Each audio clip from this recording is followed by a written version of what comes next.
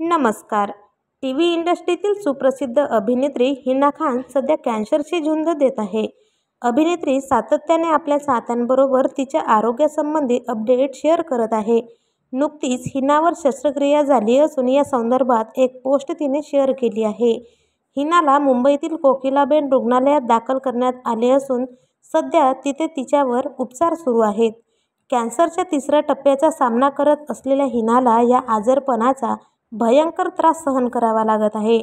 हिनावर chemotherapy सुरू झाली असून सातत्याने भयंकर दुखण्याचा त्रास हिनाला होत आहे.